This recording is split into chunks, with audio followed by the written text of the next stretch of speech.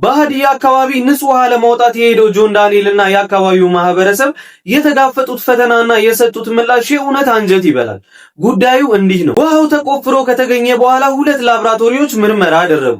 አንደኛው ውሃው ንጹህ ነው ለመጠጥ ይሆናል ሲል፣ ሁለተኛው ደግሞ ፍሎራይድ እና አርሰኒክ መጠኑ ከፍተኛ ስለሆነ ለመጠጥ አይሆንም ያሳምማል የሚል ተቃራኒ ውጤት አመጣ።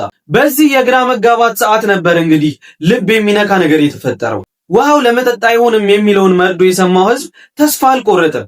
ሽማግሌ፣ ወጣት፣ እናት ሳይሉ ሁሉም በጋራ መሬት ላይ ተንበርክከው ፈጣሪያቸውን መማጸን ያዙ። አንድ የአካባቢው አባት እጃቸውን ዘርግተው ሲጸልዩ እንዲህ አሉ። የኢያሪኮን ውሃ እንደፈወስክ በእነዚህ ሰዎች እግር ይሄ ውሃ ይፈወስ ለመጠጥ ይሁንልን እያሉ ሲማጸኑ የነበረው እምነትና የህዝቡ አሜን የሚል ጩኸት ከሰማይ በታች የሚሰማ ነበር። ጆን ዳንኤልም በሁኔታው ተደናግጦ ወደ ኋላ አላለም።